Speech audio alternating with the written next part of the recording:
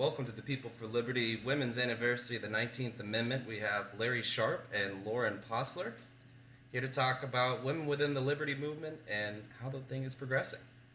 So please, Lauren, take it away. Thanks so much, Colin. And Larry, thank you so much for joining us this morning. Of course, glad to be here. Yeah, and to all of our viewers and listeners, happy Women's Equality Day. As Colin mentioned, August 26th is the celebration of Women's Equality Day, which wasn't the day the amendment was approved, the 19th Amendment, but it was the day that it was confirmed into the Constitution. So August 26th, 100 years ago, the 19th Amendment, which guaranteed women the right to vote, became part of our Constitution.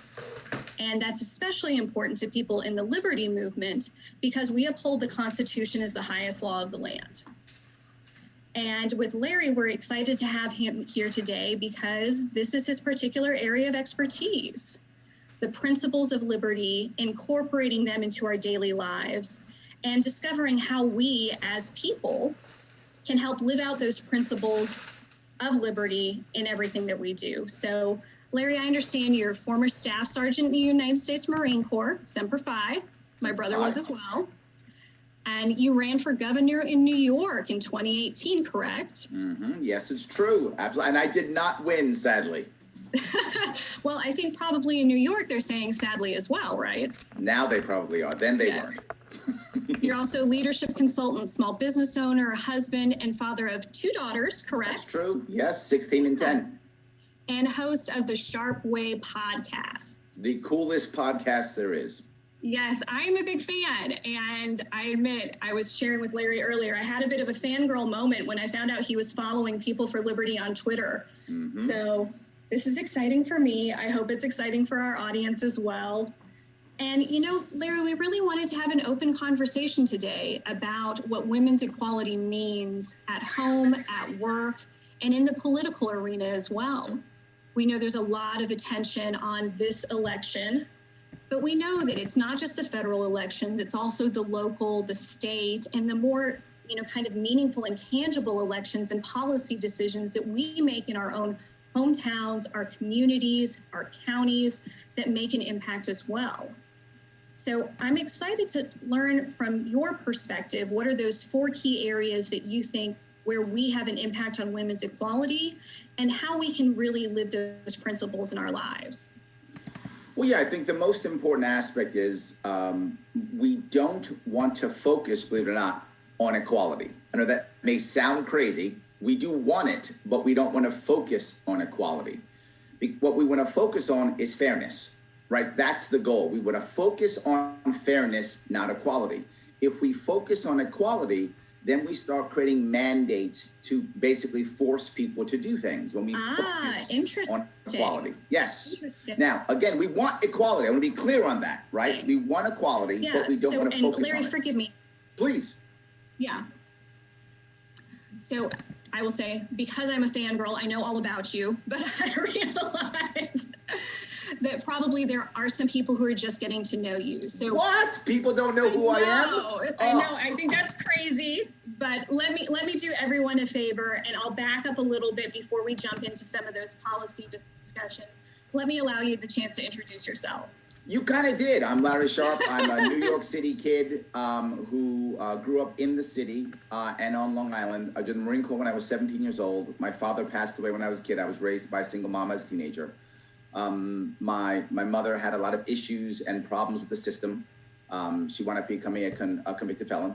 I pulled her out of prison. We started up my first business so that she could become much more. One of the reasons why I started a business is because I realized that when you're not part of the system isn't good to you. So I didn't want my mom being a hostage anymore. And the best way for my mom to not be a hostage was for her to own the business. So we started a business. She was the owner. I just ran it for a little bit. And then I let her, take it till she retired.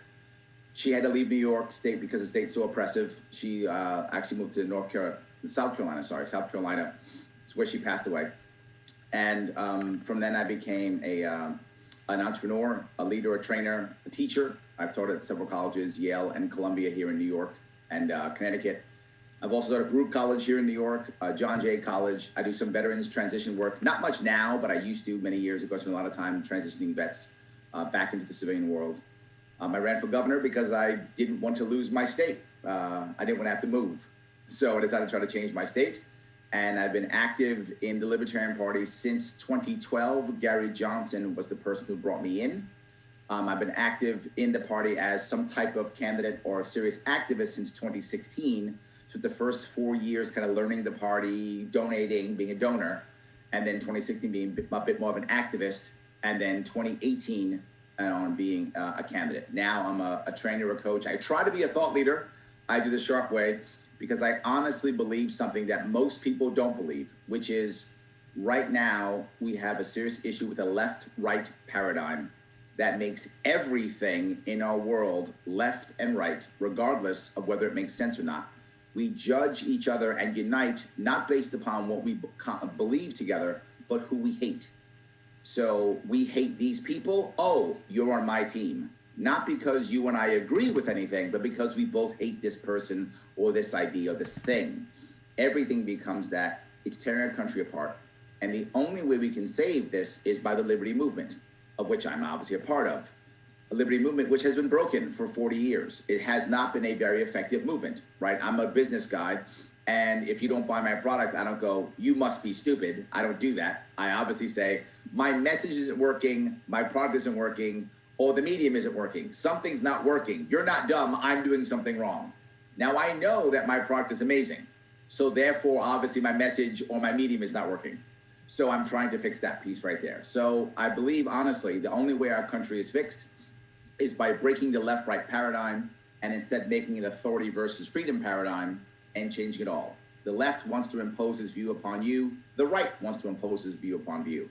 I don't. I want you to be as liberal or as conservative as you want to be. I just don't want anyone to be forcing their views on others. I can't see any other way for us to heal our country. Well said. And, Larry, I really appreciate you really zeroing in on one of the challenges within the liberty movement, which has been our messaging. Yes. And I'll share that I'm a former Republican. Mm-hmm. And I will admit in this safe space with you all, my friends on the internet, that I voted for Trump. Mm-hmm. And I feel a huge sense of guilt and shame around that. And my joining the Libertarian Party, my founding People for Liberty, is really part of my way of making a living amends. That I recognize that I played into the duopoly. I recognize that I was duped. I recognized that the rhetoric that I heard on both sides of the aisle and the gold plating when people speak about liberty or, throw out terms like freedom for all and justice for all, that they were coding rust, they were coding metal that was completely corroded. And that's how I came to understand our system the more and more I dug in, that under this shiny gold plating was corroded. Well, the reality of it is people, the error that we make often is thinking that, one, people want liberty and freedom. They don't. They want happiness. And security. And for some people, that's security. For some people, that Yes. isn't. For some people, that's heavy risk. For some people, that is freedom. For some people, don't want to be free. And none of those things are a problem. The liberty movement has a problem in that it focuses on liberty and freedom. That's the means to an end. The end is happiness. Yes. The means is liberty and freedom. This is why I keep saying, I want equality, but that's what we don't focus on. We should focus on fairness. Yes. I don't want to focus on freedom and liberty. The average person in America says to themselves, I'm free, I went to work today. Right? Liberty, what's that? From the 1700s? They don't get that, right? That's talking points. It doesn't mean anything. But if I say, do you want to be happy? They go, yeah, I do. Well, here's the reality. And I would ask anyone who's watching now, is there any one thing, specifically one thing, that I could give every person watching and listening that would make them happy now and happy 10 years from now? And the answer is no, I can't give you anything, right? Because what makes you happy, Lauren, doesn't make Bob happy, doesn't make Jane happy. You different things. And not just that, you're different than you were 10 years ago, and you will be different 10 years from now. So what would make you happy now may not make you happy 10 years from now. So me and my magic powers I just made up, I can't make you happy. So how can government? Government can't. Instead, what can I do? I can create an environment to where you can chase happiness to the best of your ability, where you want, how you want. And sometimes you'll be wrong. And sometimes you'll fail. But that's still your right. You own your life to chase happiness the way you want. Sometimes you'll get it, and then you'll lose it, and you'll find it again. But my goal is to allow you to do that to the best of your ability. And people say, well, Larry, can you voluntarily, detain yourself? Can you voluntarily, put yourself in shackles? Yes, people do it. I joined the military. People go into rehab.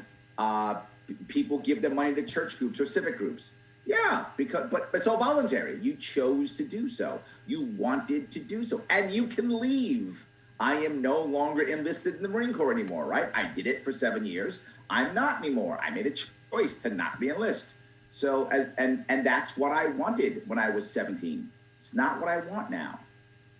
And so I appreciate, the distinction, Larry, between freedom, liberty, and happiness, and looking at freedom and liberty as a means to an end. Absolutely. And instead of focusing on the rhetoric, focusing on the outcomes that we hope to achieve. And that's where we almost all come together, right? Democrat, Republican, left, right, libertarian, doesn't matter. We all want happiness. We can agree on that, right? Instead of me yelling and screaming and saying, I need school choice or I need more money in schools, why don't we instead start saying, don't we all want better schools? Now we look at the outcome that we would all agree upon, right? Mm-hmm. And now once we all agree upon that, we can have a conversation. If I start with school choice or more money in schools, we can't even have a conversation. Yes. It doesn't matter because school choice, oh, you're Republican. More money in schools, you're Democrat. That's it. Now we want to fight. But if I say, do we want better schools? Yes, we do. Okay, let's talk. Yes. Eliminating the discussion of tactics and going first to solution. How do we define the problem? Yep. What have we identified as a common solution? And then not even a common solution, a common goal. Common goal. Just a common goal. Yes. If we don't want the same thing, then there's no need to even have a discussion on tactics. So let's talk about this in, the realm of women's equality, and I'm using that in quotes now, because I love how you, spun that conversation on its heel and said, let's talk about fairness. Yes. The reason why I bring up the concept of fairness is, I'll give you an example. People will say things like, we need more women in science. I'm making that up as an example. We don't need more women in science. We need more women to do what they want to do. If that means that more women want to be in science, there should be no barriers to that, and we should encourage that. And we should, and we are. I mean, that's actually happening now, right? We are encouraging that. You're seeing it happening. Yes. Right. So that's what we want to do. We want to build upon issues that say maybe women want to do this. If for some reason women don't want to be in, astrophysicists, but don't want to be biologists, I'm totally making that up. We shouldn't have a quota system. I don't know what, this women want to do. Yeah. But I don't want to create a quota system to go, wait a minute, there aren't enough women biologists. Let's make a quota system. No, encourage, no barriers, speak about it, show it, let women see leaders in that field, and then let women decide if that's where they want to go. Right? If women get motivated by Neil deGrasse Tyson and want to become astrophysicists, then let them. I mean, wherever they want to go. The goal is to focus on fairness. That's the goal, right? There are going to be, more men who want to be Marines, right? You don't want to go, the Marine Corps should be 50% women. No, there should be no barriers to entry. We should show women here is what you want to do. But the reality of it is the way we are currently wired, the way our culture is set up, there's going to be more men in the Marine Corps. That's how that's going to happen. Now, is that the future? I don't know. Is there a future where there's more women in the Marine Corps? Maybe. But that's not today. And I'm okay with having our culture and society evolving the way it does, as long as we understand that the issues that we're dealing with now, with gender, with women, didn't happen overnight. These are literally thousands of years of culture that have also now become not just culture, but have also become part of evolution and everything else in what we do. That's not going to be changed in, because we voted D this time. That's not going to all of a sudden change thousands of years of evolution and culture. We have to work on that. Yes. And now you're speaking my language. My background's in evolutionary psychology and social work and public policy. So you get it. So how those things interact. And I really appreciate the focus on barriers and removing barriers and increasing access. Yes. And that's a conversation that I have a lot. I work with women entrepreneurs. I'm an entrepreneur myself. I have a tech startup. I work with startup development organizations. I teach in colleges as well. And the conversation around access is what everyone wants to lean into. We aren't doing enough to identify the barriers. Yes, and the funny thing is, if we just open ourselves up, they tend to solve their own problems as long as government doesn't get in the way. And since you're in this, I'm gonna say something that you'll know, but others may not know.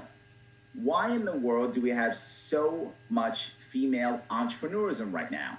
Right? Why is there so much of it? There's one part that's government when it comes to minority owned, but just in general, this happened prior to government, and it was the glass ceiling. There were so many women who were in the corporate world in the 80s who were busting their rump to get to the top, and the good old boys club simply wouldn't let them in. So what did the women do? Great, I can't grow in your business, I'll grow my own. Exactly. And women entrepreneurship exploded from that, and now you had men who, many of them thought it was a good old boys club. They had been raised that way. That's what happens, right? That's how you do things. That's what they believed. Some of them were bad sexist and misogynist. Some of them just didn't know any better, right? They were both of those things were together. Some just didn't know any better. And some just wanted theirs and were selfish and didn't care. And just thought, I'm getting ahead. If women get ahead, great. If they don't, great too. I just want mine. So there was all a mix of people in that world. And what I want to make sure we don't do is focus on punishing the bad ones. I want to punish the bad ones. Again, I don't want to focus on that, because what winds up happening is everyone gets lumped together as you're all misogynists. Some weren't. Some were just selfish, which is still bad, but not misogynist. Yeah. Some were just ignorant, which is still bad, but not misogynist. There are levels that we have to worry about when it comes to that issue. I don't want to focus again on punishing them. I want to focus on showing the value of women and promoting women empowerment, so that, because this is what happened. Now men are going, oh my God, that company's amazing. In fact, since you tell me you're in startup, you know it's something that I also know being in business. There are a series of bankers now, investors, who will not invest in a company unless there's a woman in either in charge or in the leadership team. Yes, and that's a thing now. And that's because of the return on investments that investors are seeing. That is not because, that is not because of government mandate. That's not because of I want to be more woke than you. That's not because of that. It's because they realize that when you have diversity in a leadership team, you have a better leadership team. Yes. They get that. That's why they're literally saying, oh, no women, no thank you. So let's talk about this, as it relates to fairness and equality and mandates versus no mandates. When we allow the free market to make decisions based on higher returns, based on value, what is the difference there?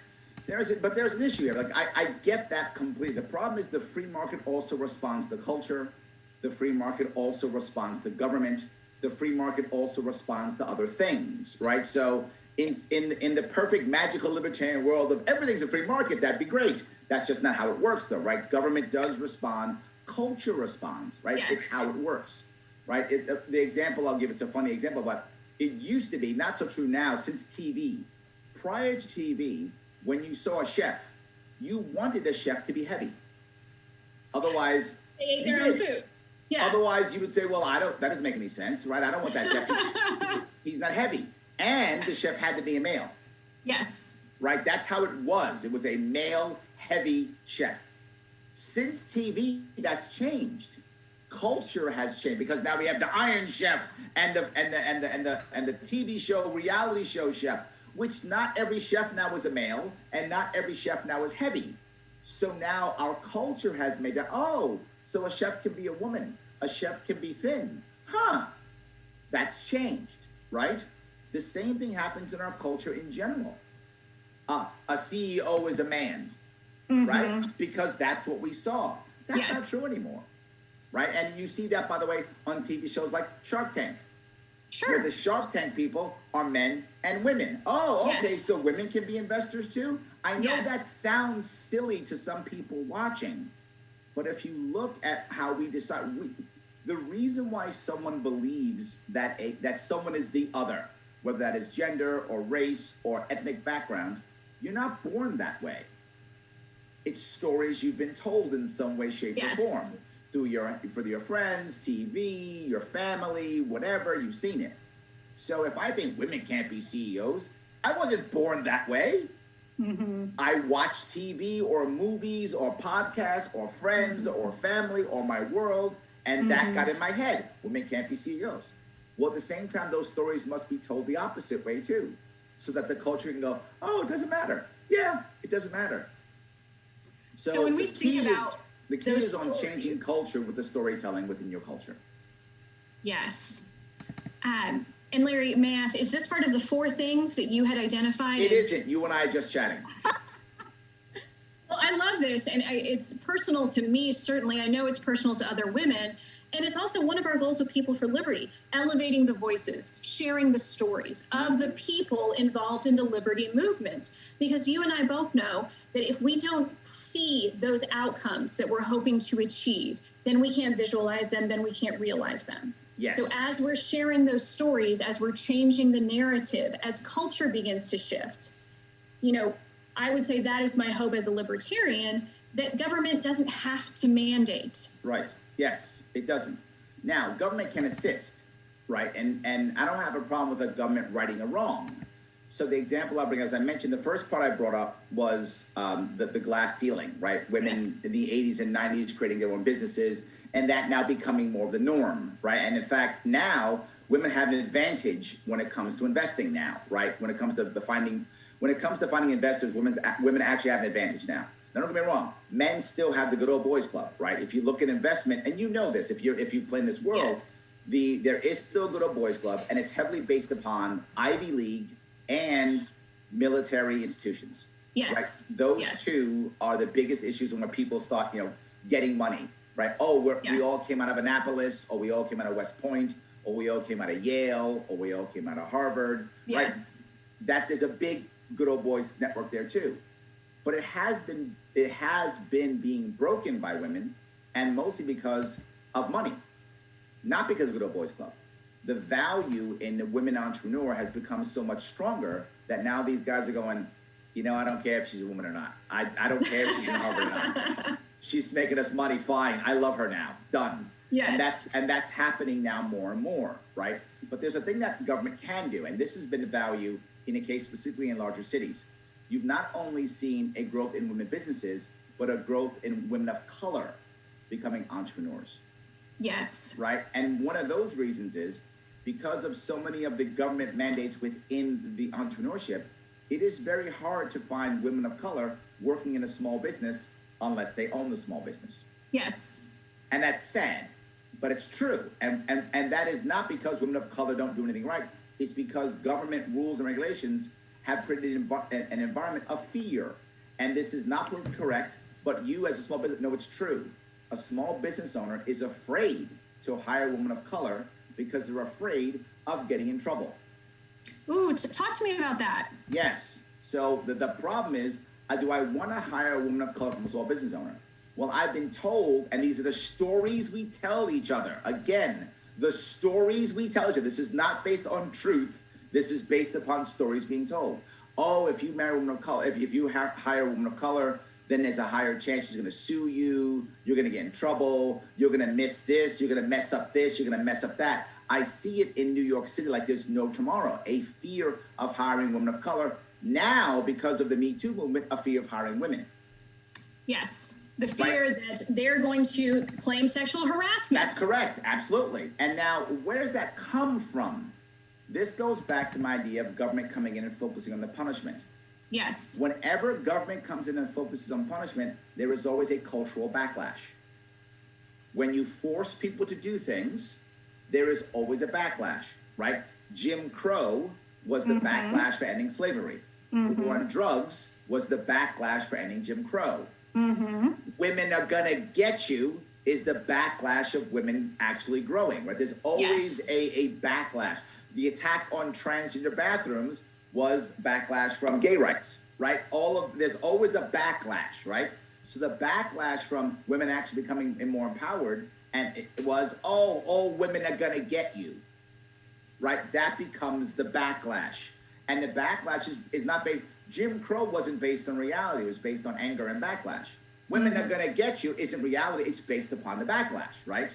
So that story, so we have to counter that story. Does that am I making sense here? No, absolutely. And when you say backlash, what I'm thinking and what I'm hearing is fear and prejudice. Correct. Fear and prejudice. And remember, aggression, the root of aggression is always fear.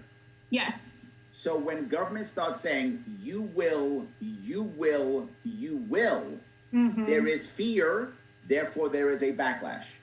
But when government says, if you want, here's a benefit, the backlash doesn't happen. People pick and choose. There are always early adopters, right? The problem is twofold. Number one, if you're not part of early adopter, you don't like it, right? I'm just being forward. You don't like it. Yes. Right? It wasn't You're mad. your choice. You feel like that wasn't my choice. I didn't know we were going in this direction. I didn't agree to any of this. No, not that. That's when you're being forced. I'm saying, let's say that we mandate every company must have 3 women. I made that up, right? That's a mandate. The government says so. Well, now all women start getting hired. Women are happy, yay, but companies are angry.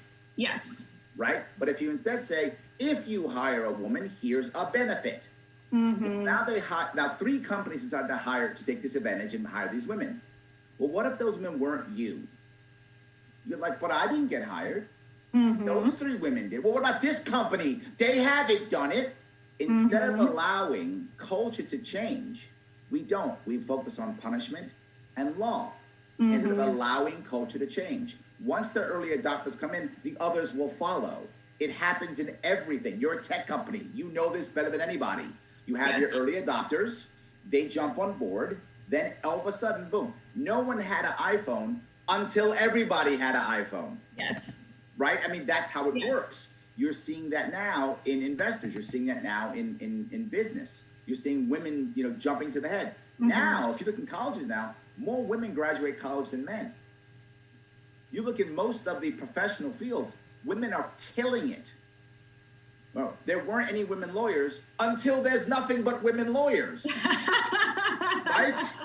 Yes, exactly. You see it again and again and again. There were no women doctors until there's tons of women doctors. Yes. Right? You just see it happening again and again and again, and government mandates not required. They mandated it through affirmative action when it came to race, and law firms back in the 70s and 80s and 90s started hiring black men. And they'd be very proud of it. Say, look, we had 10% of our firm is black. Great, where are they? Mailroom. They're all in the mailroom. Well, 30% of our firm is women. Where are they? The secretary pool. Yep. Right? So they would take them and then put them in the protected class area. Yes. I want natural growth. That's what I want. And we have to focus on fairness for that to create equality. There are basically 4 areas, as I mentioned. Workforce, and then there's 3 I break up when it comes to non-workforce. Childcare, family law, reproductive rights. Yes. Right? When you take those 4 together, government can do things that work. So when I come to the workforce piece, what New York City has done is when it comes to city contracts, meaning contracts with the city, they have specific plans that they will assist and work with when it comes to women minority-owned businesses. Yes. What does that do? That gives a leg up for minority-owned, women-owned businesses to get the experience they require so they can now get bigger gigs. Yes. Right? And you know this. If you're if you just start a business, who's going to hire you? You just started. You don't have a track record. Who knows who you're? You're somebody who thinks they're cool. Lots of people think they're cool. It doesn't mean anything. But now worked for New York City for 2 years. Now you have a track record. Now you're actually better. Now company A, who's not New York City, goes, oh, I'll now hire you. The problem that we have with this, why in the long run it struggles, is because now that becomes institutionalized. And now you have women, minority-owned businesses who think their only answer is working for the government. So whenever you create any plan like that, the plan should be, and this is the hard part, the plan should be a temporary plan to empower women to now move on. Sadly, government does one thing well, doesn't help well. It services well. And it's so tell me what you mean by that. All right. If you're a government organization, me and you are a government organization, and I work for you, right? We and I have a very small thing, and we're supposed to service people. In this case, poor women. I'm making this up, right? We're supposed to service poor women. And I go, Lauren, boss, I've been great. I serviced 100 poor women today. And you go, awesome, you're the best, Larry. Great. This week. Awesome. Next week, we serviced 110. Larry, you're awesome. It's great. Next week, we service 200. 200, oh my God, we're going to increase our budget. Life is good. We're going to hire some more people. We're going to hire Colin now. All right, Colin's on board. Now we're servicing 400 women. Are women getting any better? No, that's not our goal. Our goal is to keep them at that spot so we can keep servicing them. That's our goal. That's what our incentives are. This is my issue with nonprofits as well. Now, hold on. I'm going to go there in a second. Let me stay here for a moment. Let me go. We are literally incentivized to do this. It isn't that, Lauren, you're a bad boss or me and Colin are bad people. It's just how we're incentivized. This is how we're rewarded. We are rewarded with more money, more contracts to do what we feel we do best without solving the problem. Correct. In fact, if we solve the problem, we're out of business. We go out of business. Yes.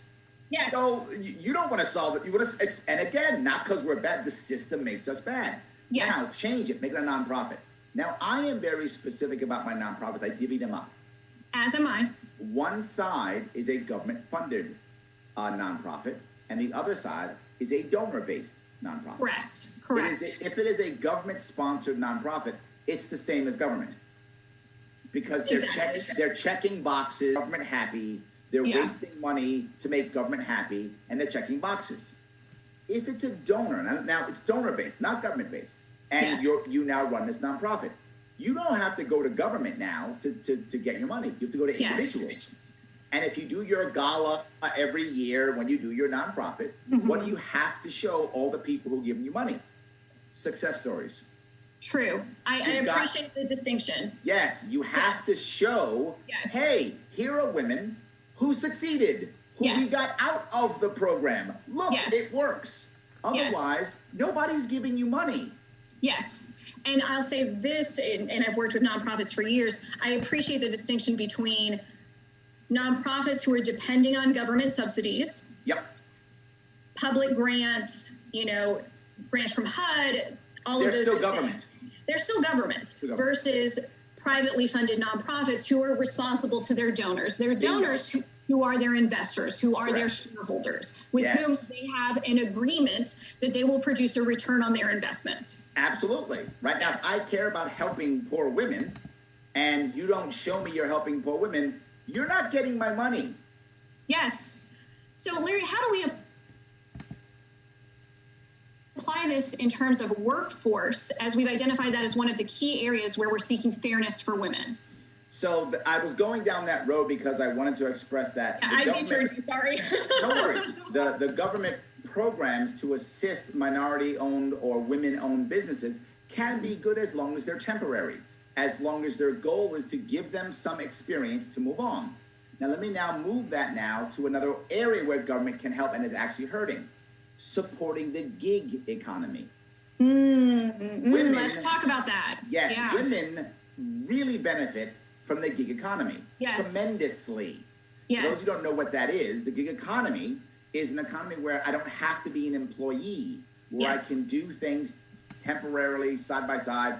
I have a side hustle, like that kind of thing. Yes. In this world still today, this goes to child care and family law. In today's world still, whether you like it or not, the women are always so often the primary caregiver for children. They just are. Right? And some people don't like that. But women and kids are always together. Is that sexist? No, it's a fact. That's what it is in our country. In fact, across the world, but I'm talking about America. That's what it is today. When you're a mom and you have children, by default, because you are a human being, not because you're a woman, because you're a human being, you will be more conservative in what you do because you have someone else that depends upon you. That's what people do. Yes. So the woman by default, more of them, because more of them are primary caregivers, are going to be more conservative on these things. They're not just going to stop and start a business.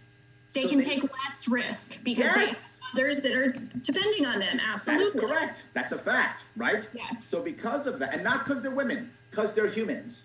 Yes, they have a biological imperative to take care of their children. Bingo. Yes. That's how that works. Yes. So when you take them into account, the gig economy is the way so many women are able to start that side hustle, reboot themselves, change, right? If a woman gets divorced and now she's the primary caregiver, this may change how she can work now. Yes. So if it changes how she works, she can't get promoted. She can't do the things she needs to do to get to the next step. So how does she reboot her life? The gig economy. Yes. She either does a side hustle, which is one option, as some women do that, or she starts a side business. Some people do that. Yes. Or she begins to take on other jobs to gain the experience so she can make a career change. Yes. Yes. Any of those things can happen, and she has to have the freedom to get around her child or children. Yes. So you have to support the gig economy to make that happen, and we don't. And when we talk about supporting the gig economy, and Larry, you didn't even know this, but my tech startup is aggregating access to benefits for independents. It's how it works. This is the world. And government doesn't, I live in New York State. New York State and California are going out of their way to destroy the gig economy. They don't realize they are crushing women. Yes. They don't get it. Crushing women. They're trying to force everyone to be an employee. Yes. Which devastates small business, devastates the gig economy, crushes it all. And another reason why people are leaving. Almost always, and the saddest part is when government gets involved heavily in any industry, the people who are punished most, almost always, are poor women. In almost every involvement. And government gets involved, all people are beat up. The people who are beaten up the most, almost always, poor women. Yes. Almost always. When we look at welfare reform and the history of the state, yes, they're the ones who suffer. Disproportionately women, disproportionately communities of color, and it's the children of those generations that carry that forward. Yes, and the worst part is usually their answer for that children of those people is prison. That's generally their answer, is prison. That's the answer. We could talk for hours about prison. I'm sure you and I both have some strong feelings on that. Absolutely. So I do think government can absolutely assist in that regard. It can by creating temporary programs that give a benefit, not a requirement, allowing the market to go, ooh, there's a benefit in that? Yes. Let me try that. Ooh, yes. I want to use the carrot, not the stick. Yes. The concept of a backlash is significantly reduced if I use the carrot and not the stick. Yes. And we see it already happening in many different arenas already, right? Naturally, once you give an incentive, people start doing it. There are a lot of women who have spent their time, kind of honing themselves with a government contract and then going out and becoming great someplace else. Yes. So it can work, right? That's the workforce. But it's the second piece when it comes to law. When it comes to harassment, equality, things of that sort, we as a culture and as a government have to be able to make a nuanced distinction. And this is going to sound horrible, I'll be clear. I want us to focus on fairness, not punishment. Justice should not be punishment. So talk to me about that a little. What we do, because we are politicians and we want to sound like we're good, is we create things like zero tolerance policies. Mm-hmm. Zero tolerance policies every single time. You've heard me say 1,000 times, it's not 100% rule, general rule, maybe usually. Not this case. This is 100% rule every single time. Zero tolerance policies make things worse. Not just make things worse. Worse. And so what I want to do is I don't want to have zero tolerance policies, and I want to have good distinctions. What do I mean? There is a difference between sexual harassment, sexual assault, and rape. Yes. They are all wrong. They are all bad. Yes. I'm only saying there are levels. Someone who says, hey, sweetheart, or whatever, I don't know what what the cool sexual harassment words are today, whatever the cool harassers are saying today, whatever that is, right? Whatever those phrases are, is a difference between that and rape. Correct. And when you connect them all together in an attempt to be righteous or woke or strong or whatever is your goal, you actually insult and hurt the women who were actually raped. And you create a culture of fear. And you create a culture of fear. Yes. Which now reinforces the backlash story that's being told by people. Yes. Don't hire women because they get you. You're now feeding in to the propaganda. Now people are going, oh, wait a minute, maybe he's right. This is that thing. Yeah. That thing, that story I heard, maybe it's real. And now we're perpetuating the backlash. I want to make sure there's a difference, right? And there is a difference. All are bad. What people always think about is black and white, right? Left and right. Oh, so now you just love harassers. Here's why zero tolerance policies don't work. I'll give you a generic rule and then specifically to this. Generically, here's what happens all the time. You have you've worked in a business, you have a conference room. The conference room is used by many people for years, 2-3 years. You've used the conference room, eating lunch there, talking, making things happen. Life is good. One day, Jim spills coffee. What does the boss say? That's it. No more eating in a conference room. That'll solve this. I'll make a rule. No one eats. Right? That's the new rule because Jim is taking action and Jim is showing that he's going to make this happen again by making some harsh rule. Okay, so now what actually happens? The average worker doesn't eat there anymore, which means what do? They eat at their desk. Which means now the desk is dirty, they're less efficient, they're not communicating anymore, that collaboration goes away, the company's less efficient, less at work as well, the people are unhappy, some leave now they're taking longer lunches and not working, you've just lost productivity from your workforce, right? Now some of them are spending more money now because they're eating out versus eating in, so now they want raises, lose on that level, right? But not just that, here's the worst part, the elite still eat. Right? So the senior saleswoman, Jane, she's the best salesperson there. She walks in with coffee. Were you going to fire her? No. She's a top sales rep. You're not firing her. There's no way you're firing her. Jimmy comes in. He's the boss's son. You're gonna fire Jimmy? No. He's the boss's son. You're not firing Jimmy. So top sales rep, Jane comes in. The boss's son, Jimmy, comes in. They get to do it. So the elite still do it. So the elite get past the rules, while the average people don't. And now they see hypocrisy. Now what begins to happen? The average people go, why do they get to do it? Why do they do it? And what does the boss do? The boss now has to validate this. Well, when you're selling $100,000 of widgets every month, you can do it. Which now reinforces this. Yes. You're now reinforcing everything. So now let me take those policies now when it comes to gender, when it comes to women. We have a zero tolerance sexual harassment policy in this company. Okay. So now we'll go back to, in this case, we're going to change the gender of the top sales rep. In this case, top sales rep isn't Jane, it's Jim. Jim is now the top sales rep. He's selling tons of stuff. Jim is boisterous. He feels good about himself because he's the top sales rep. And he knows because he's selling, right? You got to keep asking till you sell. He actually likes the executive assistant out front. He actually likes her. And he wants to date her. She's not interested at all. She's not interested in him. He's a jerk. She doesn't like him. But he asks her out, compliments her, whatever. She starts feeling weird. He's harassing her now. He may or may not know it. He might know it. He's a jerk because why won't you go out with me? Or maybe he's ignorant. He doesn't know. But Jane is worried about this because he's so powerful. So Jane won't get angry. Jane smiles and nods because she doesn't want to anger the powerful sales rep. He takes this as, oh, she's not angry. She's smiling and nodding. No, she doesn't know what to do with herself.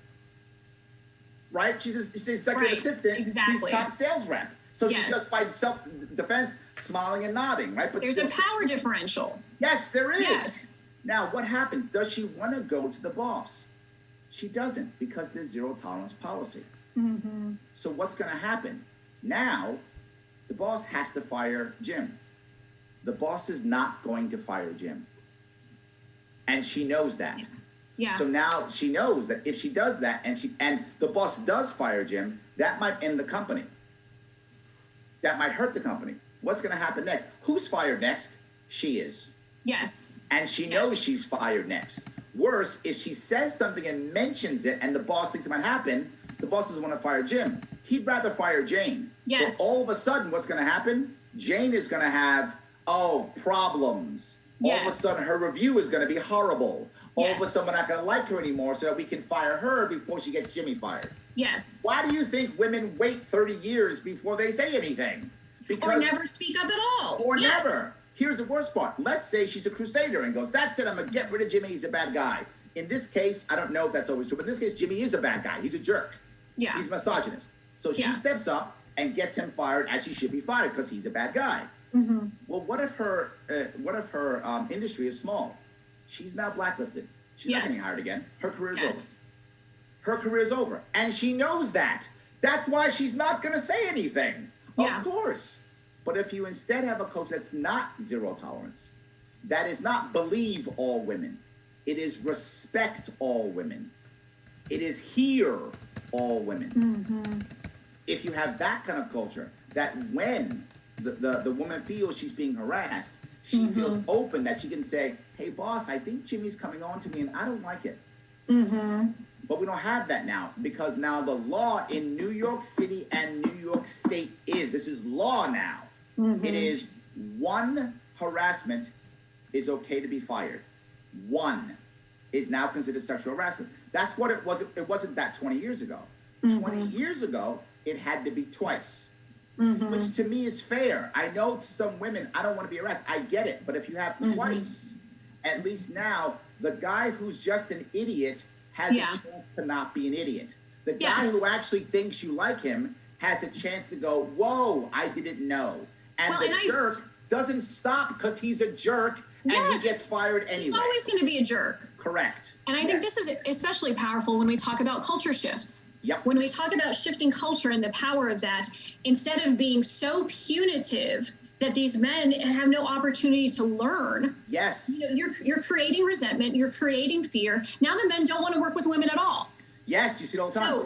So if we can institute policies that encourage learning, encourage listening. Yes. I'm on board with this and I'm getting kind of fired up. So I need to because it's true, right? I want to focus on something important. I don't want to focus on punishing the harasser. I want to focus on women not being harassed. Yes. What is the outcome that we're seeking? Yes. Right? I want to focus on women not being harassed. I want a woman to feel, and anyone, we're talking about women in this case. Yes. But I want anyone to feel comfortable in their workforce and open enough to say, hey, boss, I think I'm being harassed. Mm-hmm. And then what does that mean? I respect what you said, Lauren, you think you're being harassed, so I don't punish you immediately. I do what America's supposed to in the Constitution. I assume that everyone's innocent until shown that they are guilty, unless shown that they are guilty. And I have conversations. We open up dialogue. Yes. Now, boy, is that hard to do. Yeah, it is. Much easier to fire people, yell at people. Yeah. Way easier. Absolutely. But the reality of it is I want to sit you down with that individual because I want that person to actually learn. Now, I do this kind of training for a living. Yeah. I remember one time, it was probably about 10 years ago. It's an interesting story you may enjoy. What I always say is intent matters. Mm-hmm. And you try to separate intent from impact. Yes. And this is challenging to do, but you want to separate intent from impact. Mm-hmm. I may not intend to insult you or make you feel awkward, Lauren, but my impact might be that. Yes. I might still do it without trying to. Why do I separate those two? Because I want in your head, Lauren, to go, you know what? I was insulted or I felt weird, but maybe Larry didn't intend to do that. Let's have a conversation. Yes. When I hear the conversation from you, I want to go, ooh, Lauren was impacted by what I said, even though I didn't intend it. I should respect the fact that she was impacted by it, even though I didn't intend it. I should respect her feelings while also acknowledging that it wasn't intentional on my part.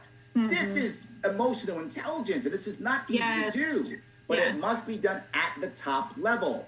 The leadership must be saying this and encouraging the conversation. to say, because the reality of it is, Lauren, if you can separate in your head my impact from my intent, then I can learn, you can learn, and we can be better. If Yes. you can't, then I'm just a bad guy. And when you call me a bad guy, now I hate you, Lauren. Backlash. But if you can go, so what I want always when this happens is I want the individual who has been accused of something or is or that to announce their intent, not fight. Mm-hmm. I want the person who feels like they've been insulted, right, to announce the impact and not assume Yes. the intent. Yes. To say, I don't know what Larry was thinking. I'm going to tell you how I felt. Mm-hmm. And now I can go, wow, okay, you know what? That's not what I meant. Let's talk this thing out. If you encourage that environment, things will get better. And people always say, but Larry, you're now supporting the harasser. I'm not. The harasser comes out. And I'll give you an actual story. Yeah. About 10 years ago or so, I'm working for an accounting firm. I'm doing a training, believe it or not, on gender communications. Perfect. Something happened that I wish I had created. I didn't, just lucky. During the break, during the class, one of the partners, who at this point was in his 70s, so this is 10 years, so he's probably in his 80s now. He was in his 70s, senior partner in an accounting firm, mid-level accounting firm, probably 200 people total in the firm. So he takes a phone call, and while he's in the phone call, people can hear him, and he says, yeah, I'll have my girl send that over. Now, did his daughter work at the firm? No. The phrase girl wasn't his daughter. Now, if it was his daughter, you can call your daughter your girl all you want. Yeah. But you don't want to call your executive assistant your girl. Yes. Right? Thank you. Yes. Right? You don't want to call it. And in this room was at least a dozen savvy, credentialed, educated female executives, managers and executives, or in this room. How did they feel? I could watch them just look at him after he said it. So when he came back, I was so happy that what I was saying worked, because one woman got up and all she said was this: I'm going to say his name was Jim. It wasn't Jim. But it wasn't. She said, Jim, do you know how that made us feel? That's all she said. And you could watch his face go from this to go, it connected. It connected. Yes. Right? Awareness and understanding. And he literally said, oh my God, I'm so sorry. And he began to explain. I cut him off because he was about to put his foot in his mouth. Yeah. So I cut him off. He was about to. But his intent was good intent. He was trying to say, I'm not a bad guy. That's Bless what he him. wanted to say, right? So I stopped him and I said, understand that his intent was just bad habits. When he came up, the guy was in his 70s 10 years ago. When he came up, literally, and those of you who are old enough, I'm old enough to remember my mom had this in her resume. In the 60s and the 70s, the literal job title of an executive assistant was called Gal Friday, office girl. That was actually in the newspaper. That was on my mom's resume when she was an office girl. That was on her resume. That's where he grew up. It was horrible habits that he had to break. It doesn't validate what he was doing. He shouldn't say that. He should break his habits. And he learned them that day, and he began to break them. That's what I mean by separating impact from intent. If instead she had yelled at him, and you know this, Lauren, I'm going to say things that are politically incorrect now, but I'm telling you what's happening in today's world. If she had said, you misogynist, how dare you say that? He would have defended himself as a backlash. What are you talking? I would never, blah, blah, blah. And 3 months from now, she's fired. Yep. Her performance got bad all of a sudden, and she's fired. Yep. And that's totally unfair and absolutely wrong. And in fact, illegal, and happens every single day. So Larry, I want to be respectful and take some questions if we have some, but if you had some takeaway, ideas for implementation that people can use in their daily life at home and in work, I think this is a phenomenal topic related to women's equality or women's fairness. Yep. What can people do in their own homes and in their own offices and environments? Number one, accept several things. Not every woman is going to want what you want her to want. Number one thing, emotional intelligence, understand they're not like you. And this goes for women too, not just men. Correct. Right? Women can also attack other women because you're not the way I want you to be. So this is and they both. do. Yes, this is both male and female, right? If you are in a peer position, not senior or junior, let women and men, but in this case about women, be who they want to be. If that, I was on a podcast and one guy was talking about, women being moms and it's the greatest thing they can do. And I said, if they think so. Thank you. Not because you decide that. Because that individual woman decides that. If she decides that being a mom is the most important thing in her life right now, awesome, then that's true. If she doesn't, then it's not true, right? It depends upon what that individual woman wants. And you as a peer shouldn't be judging her as good or bad for that. Now you can, but if you do it, understand you're also hurting yourself and your company corporate culture. Not just that, while that woman might think, you might think she should be a mom or whatever you might think right now, right? She might not. And she might think that later or earlier in her life. You might think, why are you being a mom? You should be a strong woman and growing your business or whatever. You might believe that to be true. Well, maybe she doesn't think that, or maybe she'll think that in 10 years from now, or she thought that 10 years ago. It doesn't matter. So number one thing is don't project your values on others. Yes. Right? Except if that person wants to be where she wants to be. Now, if she's complaining, then help her.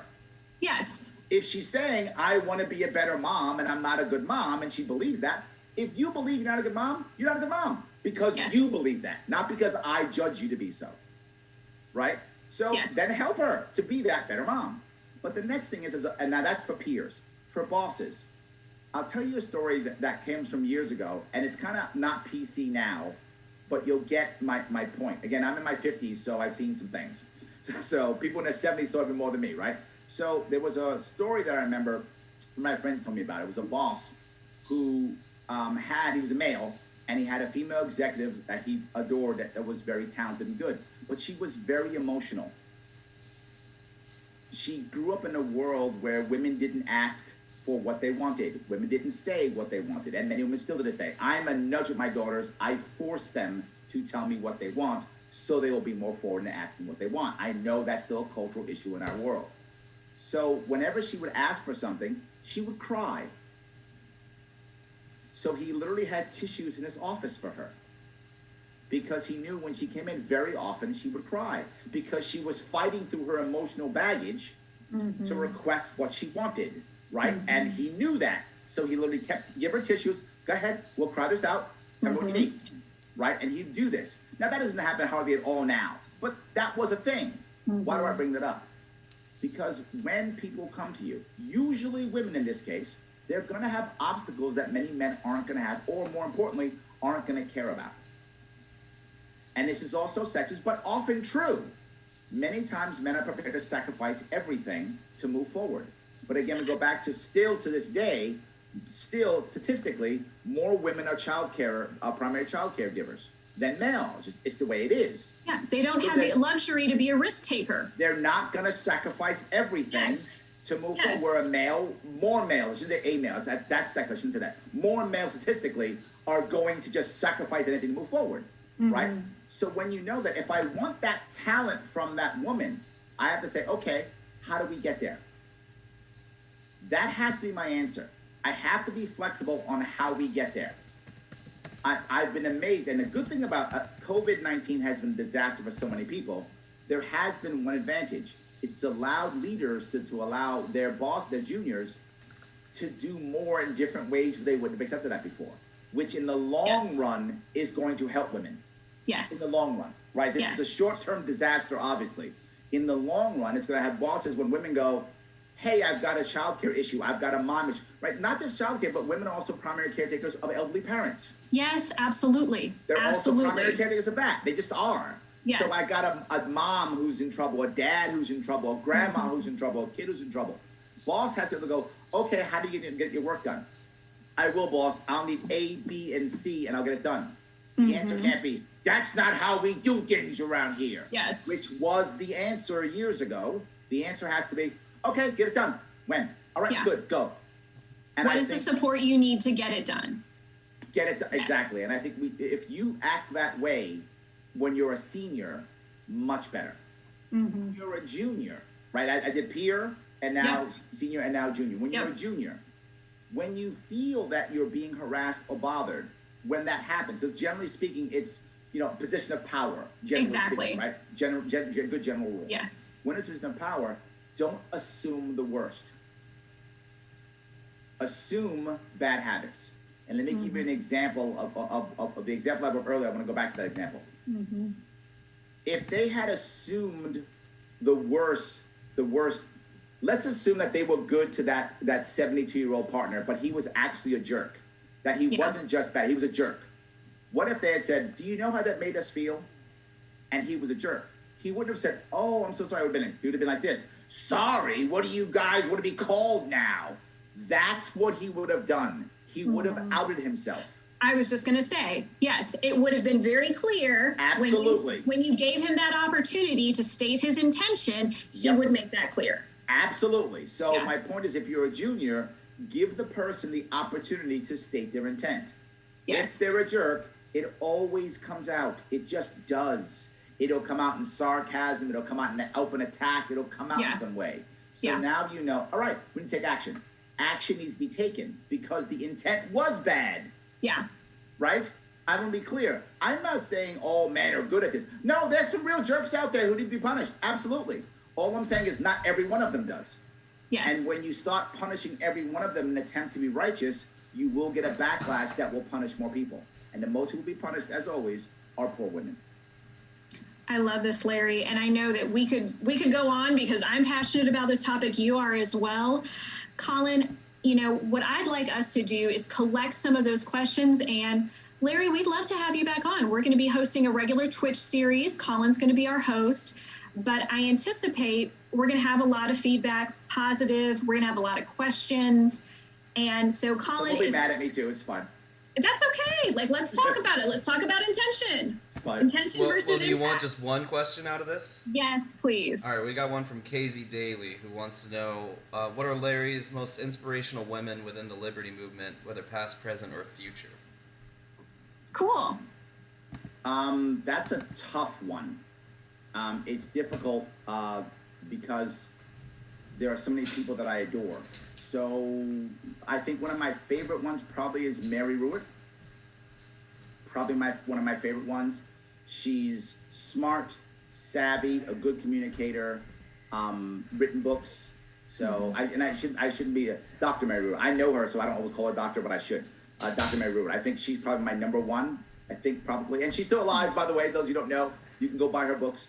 She writes books on. She's written several books on the medical systems in the United States. I think she's probably my number one if I'm going to guess. Yeah. Yeah, probably. I love that. And I think that's a good takeaway as well. If people are interested in literature from inspiring women in the Liberty Movement, if Dr. Mary is an author. Yes, she's one of the best ones. Yes. And, Larry, tell us, where can people find you? Let's talk about the Sharpe Way Podcast. Go to the Sharpe Way. The Sharpe Way is Sharpe with an E, and the Let's E talk stands about for all things Larry. Entertainment. Yes, it is. E, Larry Sharpe with an E. E stands for entertainment. Please go ahead and check that out. I'm go live almost every Monday through Friday at 7 p.m. Thanks so much. Of course. Thank you.